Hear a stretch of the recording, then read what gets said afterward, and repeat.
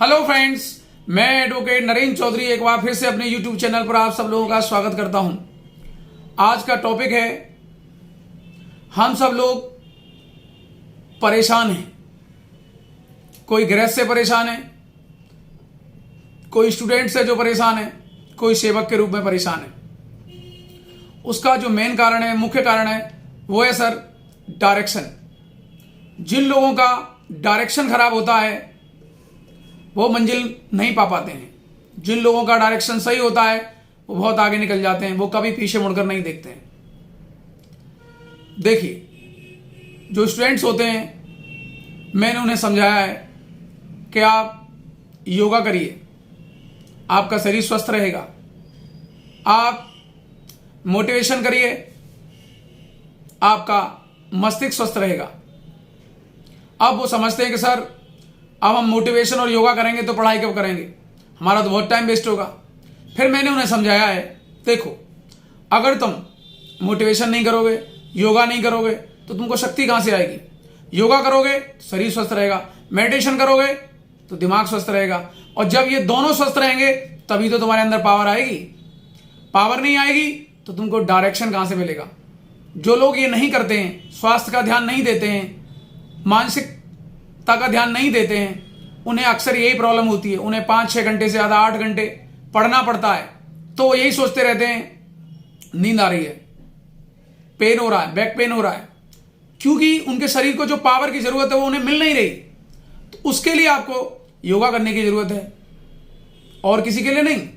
मेरा यह उद्देश्य नहीं है कि आप योगा करिए और योगा करने से, मेडिटेशन करने से आप अपना लक्ष्य पालेंगे, ऐसा नहीं है। मेडिटेशन करने से, योगा करने से आपको एक पावर मिलेगी, वही पावर आपको एक पॉइंट की तरफ ले जाएगी, वही पावर आपको आपके लक्ष्य तक पहुंचाएगी। एक पावर मिलेगा जिससे आपको सही डायरेक्शन मिलेगा। आलसी लोगों को डायरेक्शन नहीं मिल पाता है, लेकिन जो तेज रहते हैं, सोचते हैं, मानसिक रूप से अच्छा सोचते हैं, शारीरिक से स्वस्थ हैं, उनको सही डायरेक्शन मिल जाता है कहीं ना कहीं से। तो आप ये कभी नहीं सोचें कि मेडिटेशन या योगा करने से आप अपना लक्ष्य पालेंगे। योग और मेडिटेशन तो ऐसी ताकत है, ऐसी पावर है कि आपको खुदा बना देगा, आपको भगवान बना देगा। आपको आईएएस नहीं, ये तो बहुत छोटी चीज है। आप कुछ भी लक्ष्य पा रहे हैं, ये तो बहुत छोटे हैं योगा और मेडिटेशन के आगे। योगा और मेडिटेशन तो इतनी बड़ी पावर है कि आप अगर उसमें अंदर जाते हैं तो आप बहुत कुछ बन सकते हैं। तो ये तो कॉन्सेप्ट था मेरा स्टूडेंट्स को समझाने का। अब मैं आगे बात करता हूं, एग्जाम्पल रूप में आपको इसको समझाने की कोशिश करता हूं। देखिए, महाभारत का जब युद्ध हुआ था, तो महाभारत के युद्ध में भगवान श्री कृष्ण ने हथियार नहीं उठाए थे, केवल एक ही चीज दी थी, क्या? डायरेक्शन। कौरवों की इतनी बड़ी सेना थी महाभारत के युद्ध में, लेकिन पांडवों के पास बहुत कम सेना थी, वो 5 योद्धा थे, लेकिन फिर भी वो जीते। क्यों? क्योंकि उनको सही डायरेक्शन मिला। भगवान कृष्ण ने कभी हथियार नहीं उठाया, लेकिन सही डायरेक्शन की वजह से महाभारत में पांडवों की जीत हुई। देखिए, महाभारत का जो युद्ध लड़ा गया, तो अर्जुन ने जब युद्ध शुरू हो रहा था तो अपने हथियार नीचे रख दिए। भगवान कृष्ण ने पूछा क्या हुआ? अर्जुन ने बोला, मुझे सामने खड़ी हुई सेना को देख के अपने मन में मोह आ गया है, प्रेम आ गया है। भगवान कृष्ण ने क्या कहा? नहीं, तुम्हें इतनी बड़ी विशाल का सेना देकर मोह नहीं आया, तुम्हें डर लग रहा है। होता भी यही है कि अक्सर हम जो हमारे अंदर होता है हम उसे नहीं कहते, कभी कभी कुछ और ही बोल देते हैं। तो भगवान कृष्ण ने एक ही बात कही, चलो उठाओ अपना धनुष बाण और करो युद्ध, चिंता मत करो, हम सब संभाल लेंगे। भीष्म पितामह, कोई बात नहीं, शिखंडी को खड़ा कर दो आगे, करो युद्ध, उनका भी समाधान हो जाएगा। द्रोणाचार्य, गुरु द्रोणाचार्य, उनको बोला गया गुरु द्रोणाचार्य से कैसे लड़ोगे? तो उन्होंने कहा कोई बात नहीं, उनको बोल दो उनका पुत्र मारा गया। हाँ बोल दो। युधिष्ठिर को बोला गया, युधिष्ठिर बोले मैं तो झूठ नहीं बोलता। तो उन्होंने कहा हम कब झूठ बोलने की कह रहे हैं, तुम केवल हाँ कर दो, बाकी हम सब संभाल लेंगे। ये था डायरेक्शन। कर्ण जब अपना युद्ध लड़ रहे थे अर्जुन के साथ, तो क्या हुआ था? कर्ण का रथ का जो पहिया था वो फंस गया, तो वो अपने पहिए को निकालने लगे। तो कृष्ण भगवान देख रहे थे, उन्होंने जैसे ही पीछे अर्जुन की तरफ देखा, वो रथ में पीछे जाके बैठ गए थे। उन्हें पूछा क्या हुआ, कि मैं एक क्षत्रिय हूं, मैं निहत्थे पर वार नहीं कर सकता। तो उन्होंने क्या कहा, ये सब एनसीईआरटी की बुकों में है, युद्ध में नहीं चलेगा, पढ़ने के लिए ऐसा खड़े हो जाओ, मार दो, मार दो, यही मौका है, फिर तुम कभी उसे मार नहीं पाओगे। और यही हुआ, अर्जुन ने कर्ण को मार दिया। यह था सर डायरेक्शन। केवल डायरेक्शन के दम पर ही महाभारत को जीता गया। अगर तुम्हें आईएएस बनना है, सीए बनना है, एडवोकेट बनना है, प्रधानमंत्री बनना है, जो कुछ भी बनना है सर, आपको एक नया डायरेक्शन, सही डायरेक्शन लेना होगा। अगर सही डायरेक्शन नहीं होगा तो आप कभी अपनी मंजिल तक नहीं पहुंच पाओगे। और बताता हूं सर, रामायण तो सबने देखी है। भगवान राम, जब रावण युद्ध हुआ था, तो रावण से जब युद्ध हो रहा था, तो वहां पर आपने देखा विभीषण जो रावण का भाई था, उसने भगवान प्रभु श्री राम को क्या डायरेक्शन दिया कि इसकी जो चूड़ी है उसमें अमृत है। तब भगवान श्री राम ने उसका अमृत सुखाकर रावण का वध किया। अगर हम विभीषण के पार्ट को रामायण से निकाल दें, बेशक भगवान प्रभु श्री राम भगवान थे, लेकिन डायरेक्शन विभीषण का था। प्रभु श्री राम से पहले रावण के कितने देवी देवताओं से युद्ध हुए, कोई उसे परास्त नहीं कर पाया, क्योंकि सही डायरेक्शन देने वाला कोई नहीं था। जैसे ही सही डायरेक्शन आया, उसका अंत हो गया, उसका अंत हो गया। यह है सर डायरेक्शन, यह है पावर डायरेक्शन की। एक और, महात्मा बुद्ध जब तपस्या करते करते थक गए, तो एक नदी के किनारे बैठ गए और बस एक ही आखिरी इच्छा रख ली अपने दिमाग में, या तो भगवान मिल जाएंगे या मैं हमेशा भूखा बैठा रहूंगा, कभी तो भगवान आएंगे। उनका शरीर पूरी तरह से गल चुका था।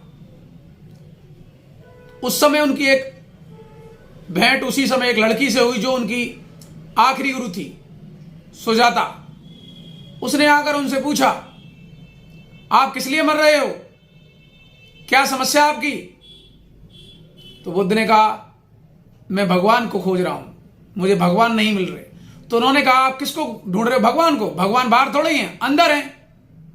उनकी अंतरात्मा में एक नया पल जन्मा। बच्चे कभी कभी ऐसी बातें कह जाते हैं जिन पर हमें विश्वास नहीं होता। वो उनको खाने के लिए एक कटोरे में दूध और खीर लेकर आई थी, दूध और चावल से बनी हुई खीर लेकर आई थी। उसी रात महात्मा बुद्ध आराध्य हो गए, उनको एक डायरेक्शन मिल गया। मेरा मतलब एक ही है इन सब एग्जाम्पलों के द्वारा आपको समझाने का, जब तक लाइफ में सही डायरेक्शन नहीं है, कुछ नहीं होने वाला। कुछ लोग गृहस्थ में हैं, बीवी है, बच्चे हैं, माता पिता हैं, पूरे गृहस्थ को लेकर चल रहे हैं। उनकी सैलरी है 40,000, 50,000। आज महंगाई का युग है, सब लोगों की अपनी अपनी एक्सपेक्टेशन है।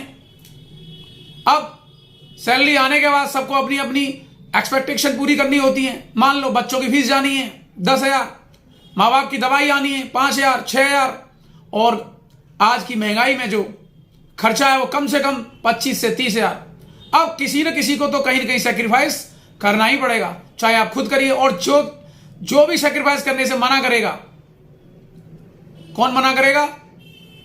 जिसका आप ध्यान नहीं देंगे, जिसको आप जो एक्सपेक्टेशन आपसे वो रखे हुए हैं वो नहीं देंगे, तो वही आपके विपक्ष में आ जाएगा, वही आपको गलत समझेगा।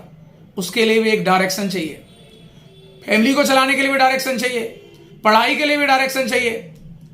सर इसके लिए मानसिक ताकत नहीं, शारीरिक ताकत नहीं, डायरेक्शन। अगर मानसिक ताकत से, शारीरिक ताकत से ही सब कुछ हो जाता तो डायरेक्शन की जरूरत नहीं पड़ती, कौरव युद्ध जीत जाते। एक और चीज, अगर सारे पहलवान ही राजा होते तो हमारे देश की जो आर्मी है उसमें सारे लेफ्टिनेंट हमारे देश के पहलवान होते। और अगर हमारे देश में जितने राजा हुए हैं वो केवल ताकत के दम पर होते, मानसिक ताकत के दम पर होते, शारीरिक ताकत के दम पर होते, तो सब राजा होते। कोई शारीरिक रूप से मजबूत था, कोई मानसिक रूप से मजबूत था, लेकिन जिसका डायरेक्शन सही था, राजा वही बना। जैसे जंगल में अगर ताकत के दम पर राजा होता तो कौन होता? गैंडा होता या हाथी होता? और अगर मानसिकता के दम पर अगर कोई ताकतवर होता, राजा होता, तो कौन होता? लोमड़ी होती। लेकिन राजा कौन बना? शेर, क्योंकि उसके पास मानसिक ताकत है, शारीरिक ताकत है और एक संतुलन है और एक डायरेक्शन है, इसलिए वो राजा बना। कुल मिलाकर मैंने ये सारे एग्जाम्पल्स आपको इसलिए फॉलो किए कि आप डायरेक्शन को समझ सके। आपको जो कुछ भी हासिल करना है उसके लिए एक सही डायरेक्शन लेना होगा। जिन लोगों ने बड़ी बड़ी मंजिलें तय की, अपने लक्ष्य को पाया, उसके पीछे उनका कोई न कोई एक सही डायरेक्शन था। तो मैंने आज आपको इस डायरेक्शन को समझाने की बहुत अच्छी कोशिश की है।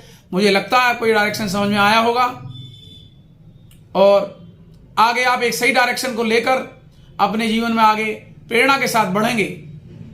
और ये टॉपिक मैंने समझाने की बहुत अच्छी कोशिश की है और आप जिस तरह से मुझे सहयोग दे रहे हैं ऐसे ही देते रहिए। जय श्री राधे कृष्णा, राधे राधे, जय माता दी।